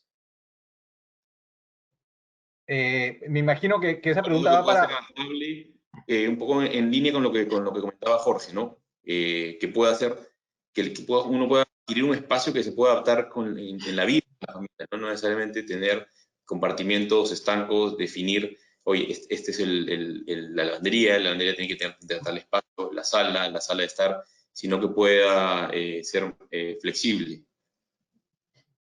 No sé, Jorge, si eso es un poco más para ti. De cara al producto hipotecario, digamos, nosotros, la única restricción que tenemos es que el préstamo tiene que ser para una vivienda.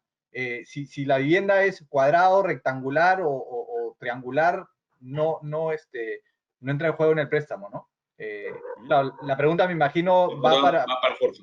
Si es más fácil o difícil poder vender un departamento modular, ¿no? Que pueda ir cambiando en el tiempo.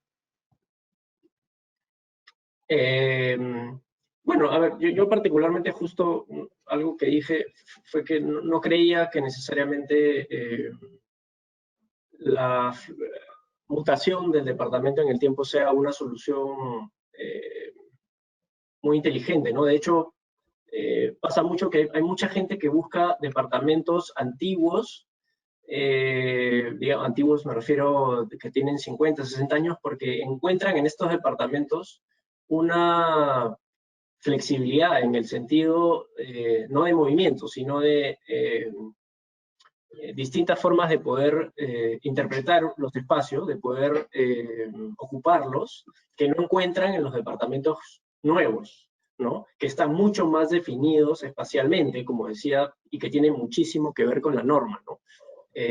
Ahora, yo creo que sería interesante tratar de encontrar dónde es que se atasca el asunto, ¿no? Porque cuando uno habla con un arquitecto o con alguien de la municipalidad, digamos, tiene ciertos argumentos para defender, por ejemplo, estos temas de que te pongan cierta cantidad de departamentos de un dormitorio o de 3 dormitorios o de 2 dormitorios. La municipalidad define, cada vez menos felizmente, pero hasta hace algún tiempo te limitaban al 25% de unidades de un dormitorio en un edificio. Entonces, ¿cuál es la hipótesis detrás de eso? ¿No? ¿Por qué? O sea, si yo como promotor inmobiliario quiero hacer todo un dormitorio, es mi problema. Y cuando uno habla con un promotor inmobiliario, acabo de tener una sustentación en la mañana de un proyecto, hay mucha resistencia a departamentos, por ejemplo, dúplex, o departamentos que tengan dobles alturas, o departamentos que no sean los típicos, ¿no? Entonces, claro, uno no puede juzgar al promotor y decirle, no, o sea, aviéntate y dale con dúplex, porque definitivamente detrás de eso hay un miedo que viene cargado de problemas con la norma, problemas con los bancos, problemas con la normativa, perdón, con el o sea, mercado, normativa y financiamiento, ¿no? Entonces, yo cada vez que tengo esa discusión siento que es un círculo vicioso y que finalmente terminamos siempre dando vuelta en lo mismo, ¿no? Todo el mundo se termina echando la culpa al otro como diciendo, bueno, la típica, ¿no?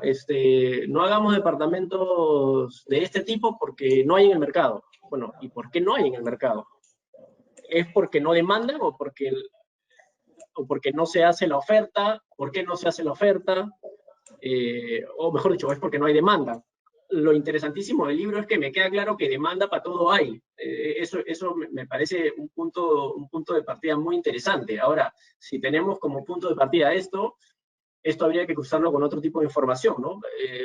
Ya financieramente, ¿qué pasa con estas familias? O sea, en temas de créditos, pero no sé, o sea, no tengo la respuesta, por supuesto, pero sí es algo que me intriga porque cada vez que tenemos esta discusión, siempre se le echa la culpa al otro, en el sentido de, no, pero es el mercado, no, pero es financieramente, no, pero es la norma. Entonces, y volvemos siempre a estar dando vueltas sobre lo mismo, ¿no? No, es el mercado, no hay demanda para eso. Y cuando hablas individualmente con cada uno, todo el mundo, por ejemplo, ahora Eduardo dice, no, hay productos para esto, hay productos para que lo paguen miembros o 2 personas por separado, ni qué decir del libro, y ni qué decir de algunos promotores, por ejemplo, como Rodrigo, que también preside una inmobiliaria que creo que están completamente abiertos a hacer otros productos, pero parece que cuando nos juntamos, todo el mundo tiene miedo, no sé si miedo es el término, pero todo el mundo en algún momento se tranca la cosa y no podemos animarnos a desarrollar este nuevo tipo de alternativas cuando evidentemente hay un mercado, ¿no? No sé por qué pasa, la verdad. No sé si Carla o Urpi quisieran comentarnos algo a la última reflexión de Jorge. No sé si es que tal vez es el mercado al que se ha adaptado no el mercado, sino el público, que está esperando ya de por sí un producto comoditizado, o es que no hay oferta en el mercado. Es exactamente lo que comenta Jorge. O sea, nos atrevemos, lo hacemos, o sea, quieres hacer la inversión y atreverte a hacer un producto distinto, o quieres ir a lo seguro y no arriesgar tanto. ¿Qué es lo que pueden haber encontrado también en la investigación, Urpi y Carla? Porque la investigación que han hecho ha sido ingresar a las viviendas. De hecho, en el libro están las fotos de las casas, ¿no? Que han encontrado desde el lado del producto, porque al entrar en las casas han visto todo, han visto pues desde qué televisor tienen hasta qué aceite usan, ¿no? Y la investigación de familias toca todos los niveles de consumo, pero el producto principal es la casa, ¿no? Donde se siente. Entonces, ¿qué es lo que han encontrado desde el nivel del espacio inmobiliario de cada familia al respecto? No sé si han visto algo en la investigación.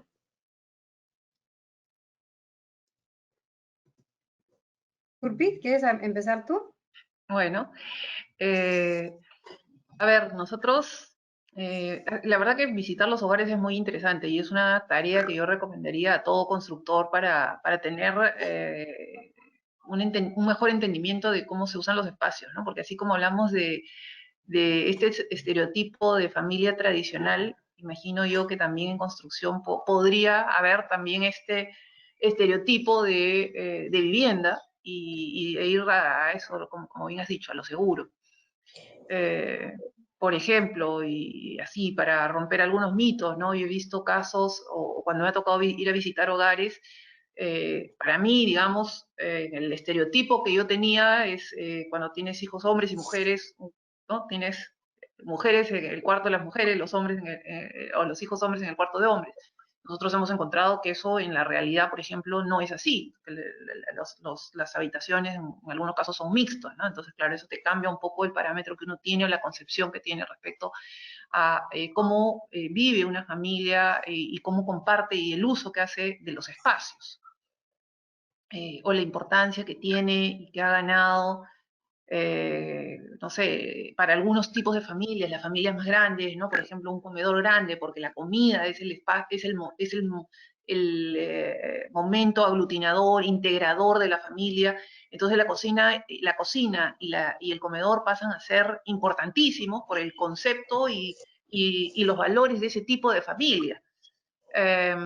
Sin embargo, hay otros tipos de familia, por ejemplo, sobre todo las familias con hijos jóvenes, donde cada uno ya está abriendo camino, ¿no? Como explicaba Carla, independizándose de alguna manera, donde hay muchos momentos individuales. Es decir, ya no hay, como es el caso de cuando se tienen la familia de mamá, papá e hijos pequeños, donde se pasa mucho tiempo, por ejemplo, juntos viendo televisión.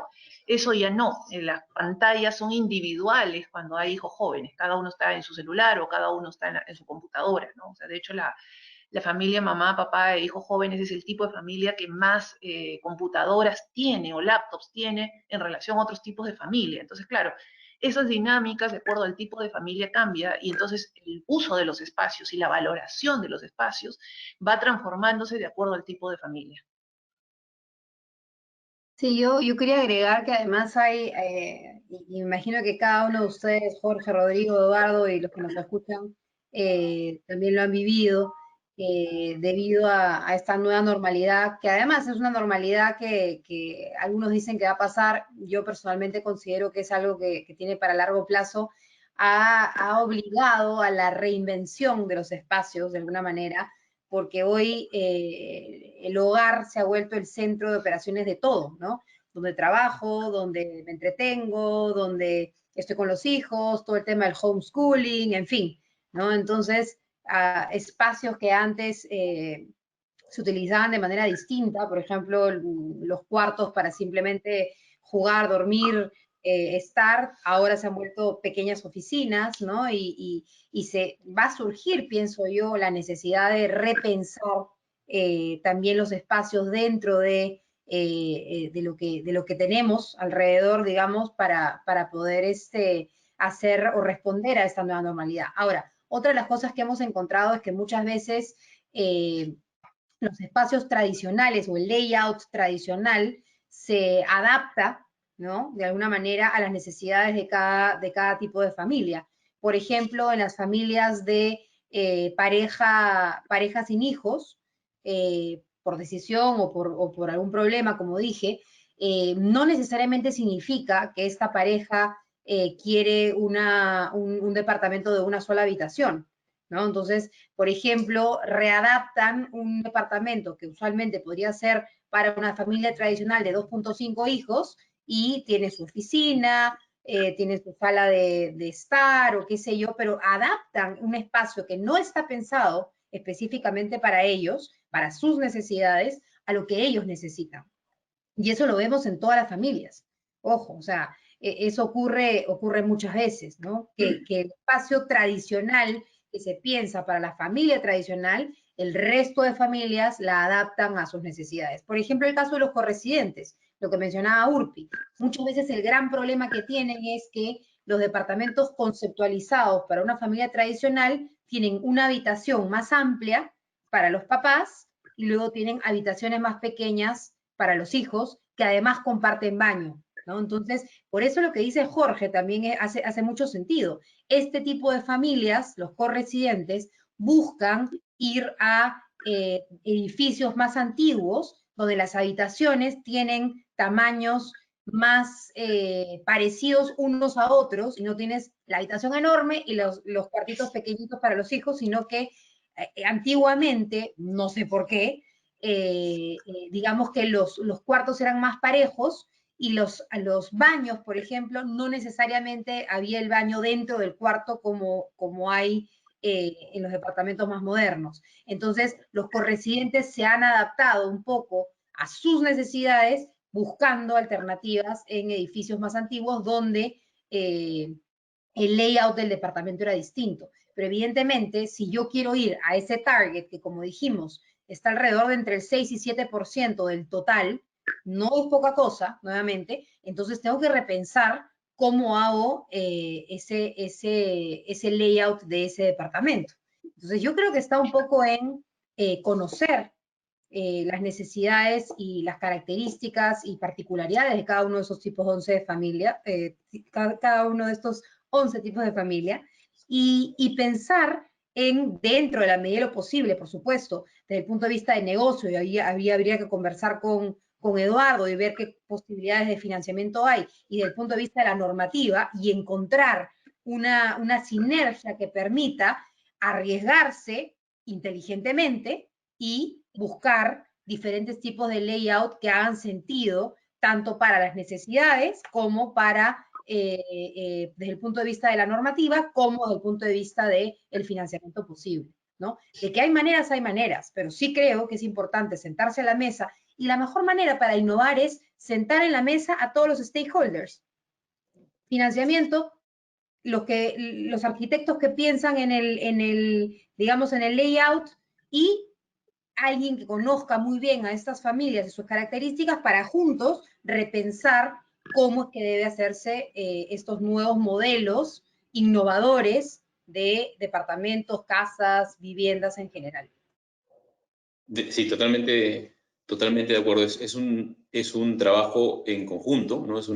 Y la investigación, lo que está haciendo el libro de ustedes, lo que está haciendo es abrir esta nueva investigación y abrir el panorama a entender que hay muchos tipos de familias, ¿no? Y en ese sentido, ¿cómo le responderías, por ejemplo, a alguien que pueda pensar que una pareja de amigos que vive junta no es una familia, o que una mujer que vive sola no es una familia? O sea, ¿cómo le podrías responder a una pregunta de ese tipo? O sea, creo que hay bastante también de romper el paradigma, ¿no? Porque ustedes se deben haber enfrentado tal vez a ese tema, ¿no? ¿Cómo le defines una familia desde el punto de vista tradicional, ¿no?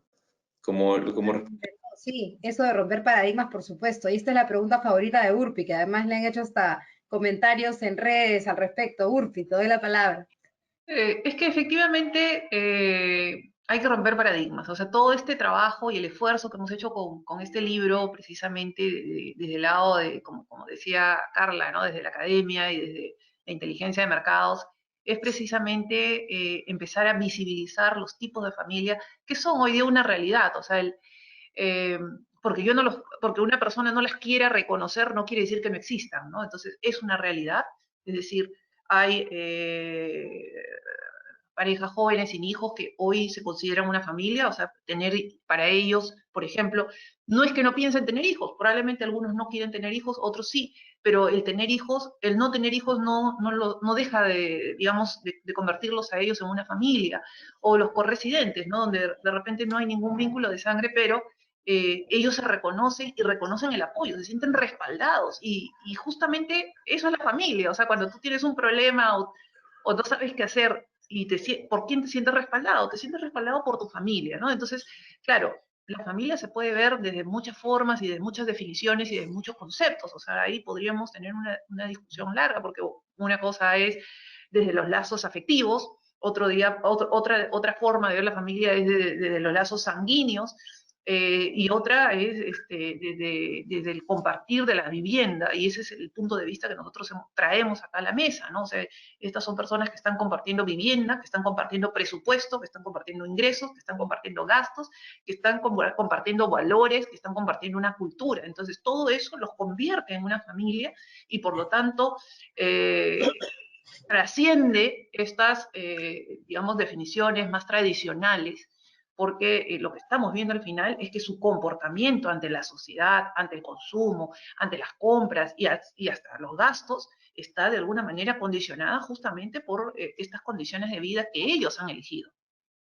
Claro, como ustedes dijeron en la presentación del libro en la feria, la importancia de la cocina, ¿no? El espacio de la cocina, porque la familia la define la olla, ¿no? O sea, la familia es, ustedes lo dijeron en la presentación, quienes comen de la misma olla, esa es la familia.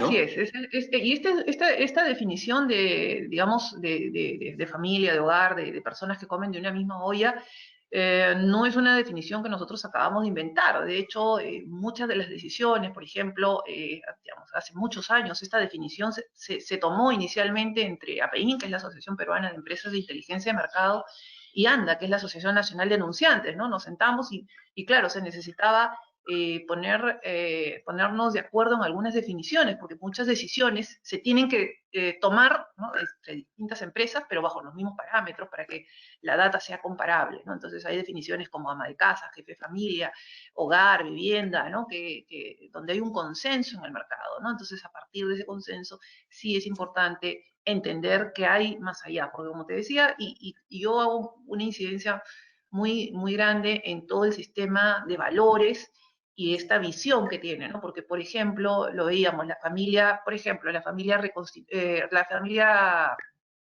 reconstituida.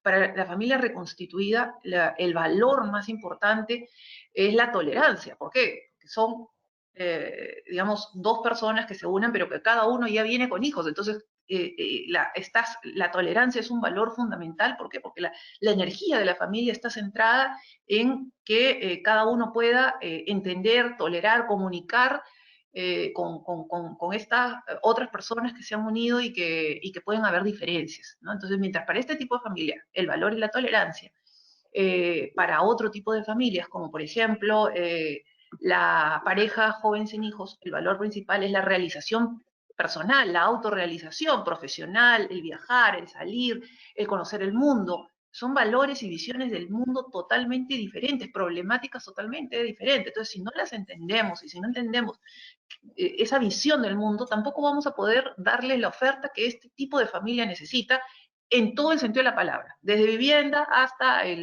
la marca de aceite. Exacto. El conocimiento del público, finalmente, quienes desarrollamos un producto, ya sea inmobiliario o una marca, lo que hacemos es hacer una hipótesis, ¿no? Y porque no sabemos quién nos va a comprar y lanzamos un producto al mercado, y mientras más herramientas de conocimiento del mercado tengamos y de segmentar, ¿no? En un desarrollo de marketing, porque además el marketing, para quien no conoce, le puede sonar publicidad a otro tema, pero el marketing es ciencia, ¿no? El marketing es data y es muy estadístico. Entonces, es lo que requieren áreas de marketing, es conocimiento de producto, y la investigación que hacen ustedes nos ha añadido una capa más, ¿no?, a la investigación, así como hace unos años se salió la investigación por niveles de estilos de vida, ¿no?, que hablaban del estilo de vida de la persona, y antes se investigaba por nivel socioeconómico, pero estamos entrando a más capas y más niveles de detalles que nos ayudan finalmente a encontrar y hacer el match entre que diseñemos un producto y que tengamos un público que además lo pueda comprar y que tenga a la disposición, no solamente la disposición, ¿no?, sino los recursos para comprarlo. Tengo una pregunta que va para... Perdón, Rodrigo, que te interrumpa antes de tu pregunta, porque quiero agregar a lo que tú decías, que me parece muy importante.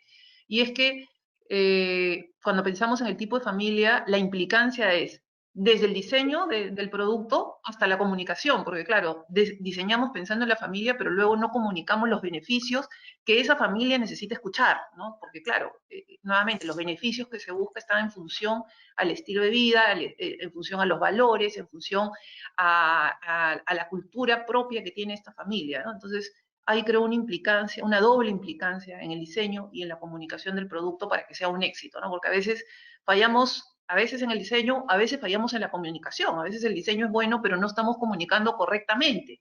Y ahí, desde comunicar, por ejemplo, que hay la ventaja de tener un espacio integrador de la familia, podría ser un tema importante de comunicación, como que podría ser interesante hablar de que el edificio es pet friendly, por decir algo, ¿no? O sea, Claro, la importancia de la mascota. Comunicar uno u otro beneficio te lleva a conectar con este cliente final que estás buscando. Exacto. Gracias, Saúl, por la precisión. Hay una pregunta que hacen, que creo que es para Eduardo, que comenta, ¿cuál el tipo de familia o persona tiende a tener ingresos permanentes en la experiencia de financiamiento, ¿no? Y duran más años? O sea, dentro del tipo de familias, ¿cuál crees que tiene niveles de ingresos permanentes para afrontar un crédito hipotecario? A ver, no, digamos, no llevamos la estadística por tipo de familia, ¿no? Si hablamos, digamos, de tipos de ingreso, que podría hablarte de ingreso de quinta que es dependiente, o ingreso de cuarta que es, puede ser un doctor, un psicólogo, o alguien que tenga su negocio propio. Yo te diría que estadísticamente los dependientes, ¿no? Los de quinta, es algo un poco más seguro, ¿no? Digamos, tienen menos volatilidad en su carrera profesional, si quieres, ¿no? Es algo que nosotros estadísticamente vemos un poquito mejor, pero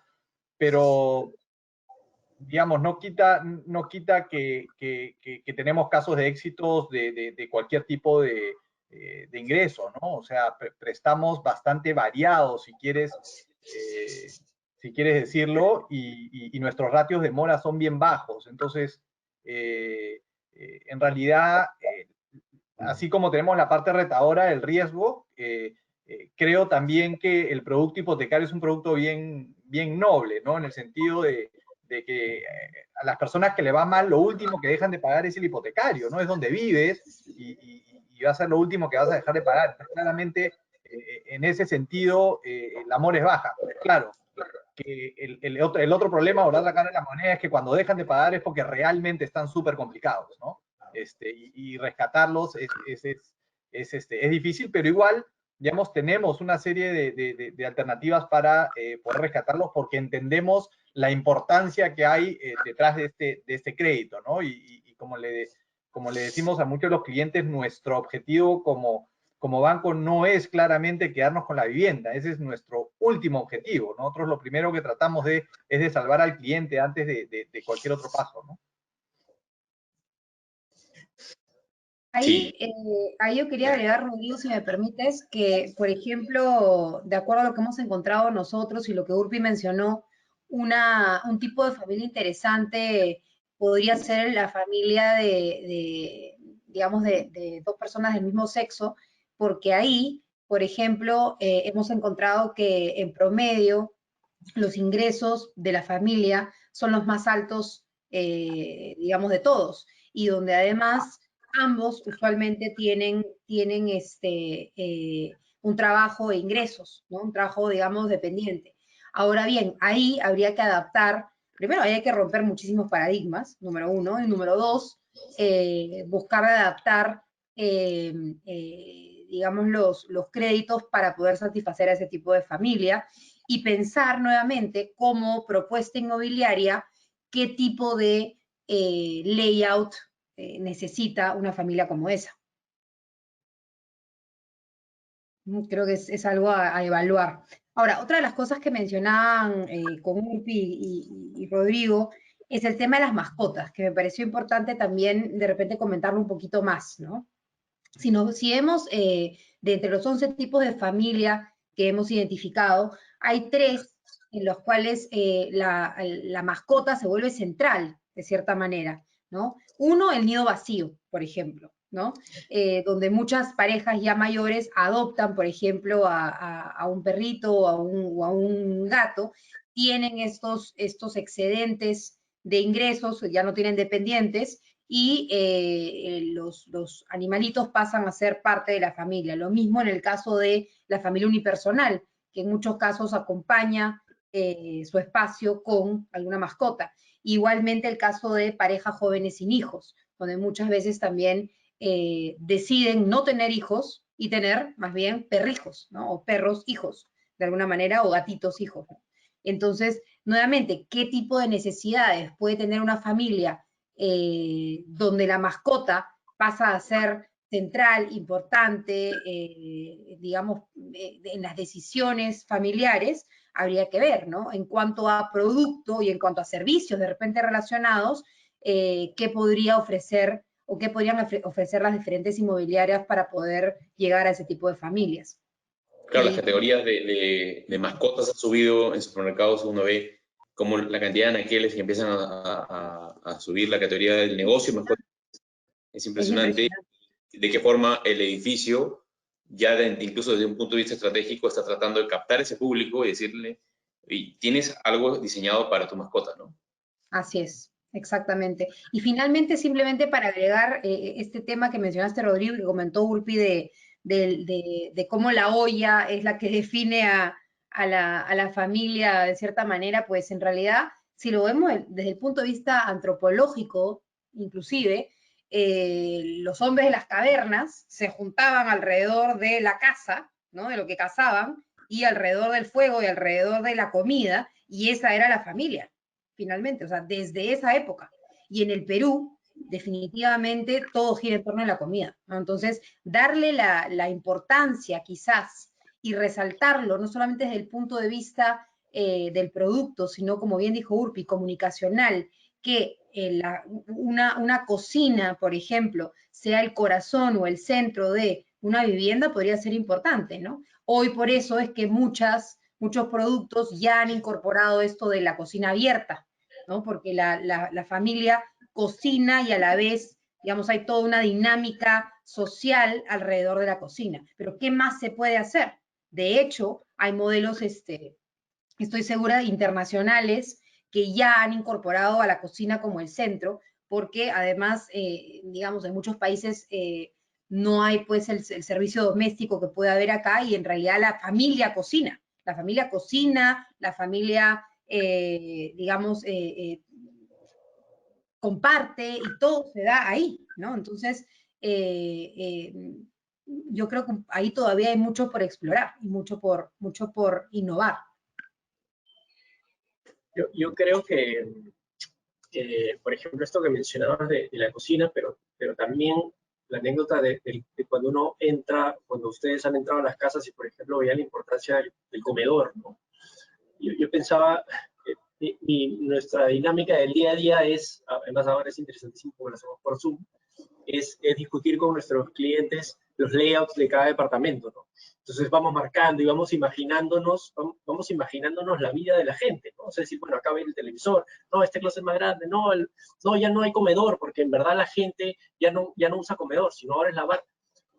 Y pienso que si tuviéramos representantes de estos otros tipos de familias así mirándonos desde fuera, como que dirían, ¿de qué hablan? ¿No? O sea, ¿de qué familia están hablando? ¿No? Seguramente le achuntamos algunas, pero yo soy parte de eso. O sea, nosotros mismos, digamos, juzgamos con una seguridad el diseño y la distribución de estos departamentos con los prejuicios que nosotros mismos cargamos, ¿no? Entonces eso es muy, muy importante, porque finalmente, como dice Carla, todos terminamos adaptando las viviendas a nuestra forma de vida o nuestra forma de convivencia específica, ¿no? Nadie se compra un departamento que le calza al año el dedo y no le mueve un foco, ¿no? Todo el mundo termina haciendo algo, añadiéndole un closet, lo que sea. La pregunta es cómo hacemos para que esta adaptación sea lo menos traumática posible para estas familias, ¿no? Eso es un poco a lo que iba que más bien las normas van en contra de eso. O sea, van las normas y el mercado y el financiamiento y todo, tratan de definir un producto, o hiperdefinir un producto para reducir el riesgo porque quieren enfocarse en lo que creemos que es lo mayoritario, o lo más seguro, ¿no? Y más bien lo que termina pasando es que todo el mundo quiere, o todo el mundo necesita adaptar estos departamentos a su forma real de vida, ¿no? Tú creo, Carla, preguntabas sobre, no sé, de por qué antes, en los 50, 40, dicho sea de paso, la vivienda colectiva como disciplina, digamos, tampoco es tan vieja, ¿no? No tiene mucho más de 100 años. Entonces, en los 40, 50, la vivienda era básicamente una copia de unos modelos muy sencillos europeos, ¿no? Que se exportaban. Entonces, efectivamente, ahí no había tanta carga programática sobre los espacios, ¿no? Eran espacios mucho más estériles en cierto punto, ¿no? Entonces, claro, la casa de mi esposa, por ejemplo, que es una casa de Magdalena, donde vivía ella de soltera, una casa de los 50, 60, son 3 dormitorios, todos más o menos del mismo tamaño, y hay un solo baño, ¿no? Y uno no tiene que atravesar toda la zona social para ir a los dormitorios, sino que tiene un corredor que va directamente a la zona social. O sea, es perfecta, por ejemplo, para unos roomies. De hecho, han vivido ahí hasta, tiene algún hermano que sigue viviendo ahí y están felices, nadie se pelea con nadie, ¿no? Lo que ha pasado es que a partir de la mejora, creo yo, la mejora o la evolución del desarrollo inmobiliario, todos hemos ido mejorándolo sobre la hipótesis de la familia nuclear. Entonces, el dormitorio principal pasó a tener ahora walk-in closet, y 2 lavaderos, y tina, ¿no? Y entonces todo ha ido mejorando, pero en base al mismo prejuicio de familia nuclear, ¿no? Entonces todo ha ido como mejorando, entre comillas, creciendo, pero siempre con con esto detrás de la cabeza, ¿no? Entonces, eso hace que hoy definitivamente el producto inmobiliario mayoritario sea mucho más difícil de adaptar. O sea, ahí creo que no hay mucha discusión ahí. Sí, si me preguntan a mí cómo, de aquí, digamos, en adelante, cómo hacer o qué recomendaciones podría dar yo desde la innovación, digamos, que es otro tema que me encanta y que además, digamos, que es mi enfoque desde el punto de vista académico. Yo creo que lo que yo haría si estuviera un poco en sus zapatos es, por un lado, probablemente investigación, o sea, eso de hacer visitas etnográficas creo que sería un eye-opener para muchos, ¿no? De ir y realmente ver cómo es que viven los diferentes tipos de familia. Primero que nada, yo mapearía dentro de esta lista cuáles son los 2 o 3 tipos de familia distintas a la tradicional que me interesan como segmento. Eso número 1. Luego diría, ok, vamos a conocerlas a profundidad. Pueden leer el libro o pueden, en realidad yo lo que recomendaría es, vayan, visítenlos, vean cómo viven, chequeen cómo es el layout y cómo han reacomodado lo que tenían a sus necesidades, tomen nota de todo y luego, si pueden, siéntense y co-creen el espacio ideal con cada uno de estos tipos de familia. O sea, encuentren ahí, ¿no? Obviamente, yo lo que haría es dentro de la misma mesa sentar, como digo, ¿no? A ese tipo de familia target al que ustedes quieren ir, 2, 3, 5 personas que podrían de alguna manera contribuir a ello, y los arquitectos al otro lado, y co-creen juntos ese espacio ideal. Y ya luego, con eso, trabajen de la mano con Eduardo y su equipo, trabajen de la mano con el lado de la normativa para poder sacarlo adelante. O sea, de poderse, se puede, pero hay que hacerlo con información. Como bien dijo Rodrigo, el marketing finalmente no es solamente publicidad, no es solamente la parte creativa. Hay gran, digamos, contribución de ciencia, de data, de estadística y de la parte cualitativa, que es realmente conocer a profundidad para quién queremos crear este tipo de departamentos distintos, innovadores, productos diferentes. Esa sería mi recomendación. Gracias, Carla. Y ya estamos cerrando los minutos, llevamos casi 2 horas.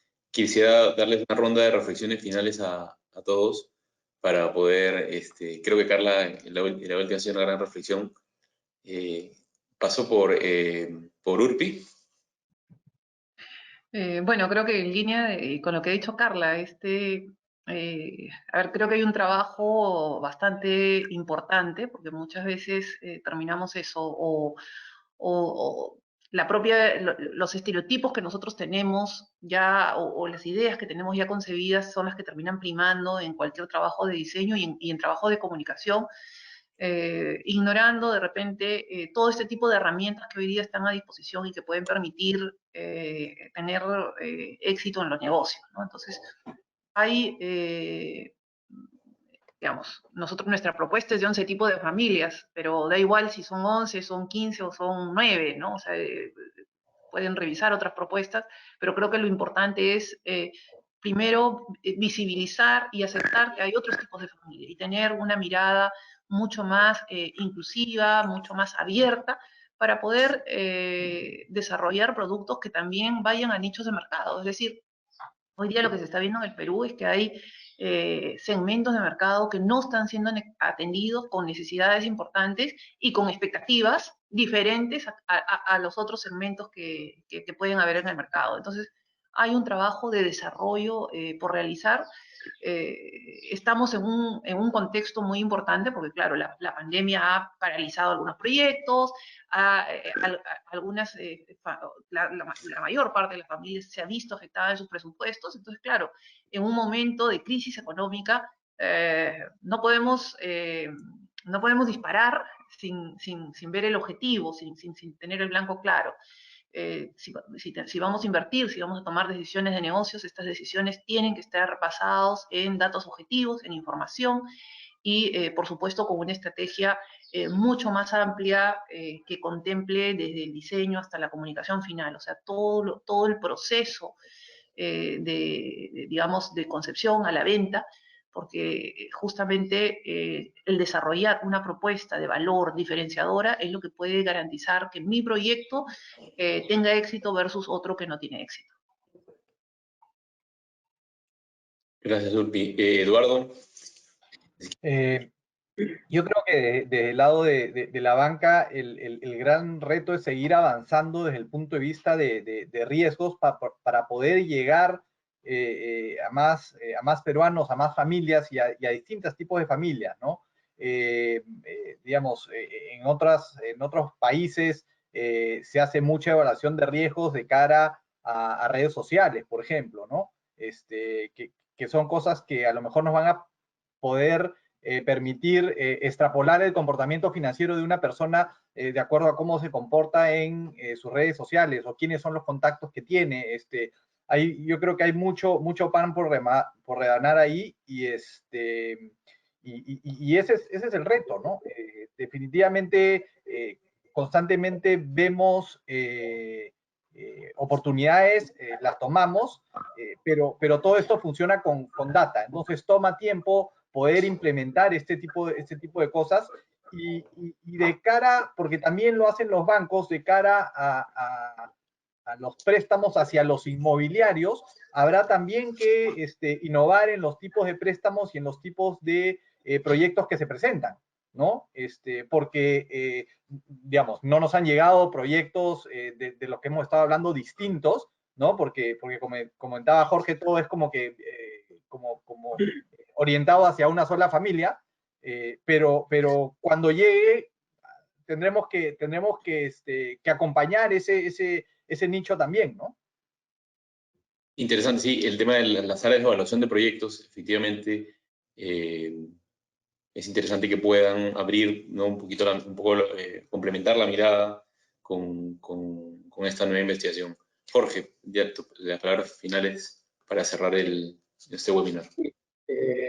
No, me parece interesantísimo lo que hizo Eduardo sobre formas innovadoras de valorar el riesgo de la gente, ¿no? Esto en las redes está genial, ¿no? Porque hoy yo pedí un crédito con mi esposa el año pasado y claro, uno va a pedir un crédito y te mandan el tablazo del correo, mándame tus últimos 3 recibos y tratas de explicarle a una máquina, no, pero yo no funciona así.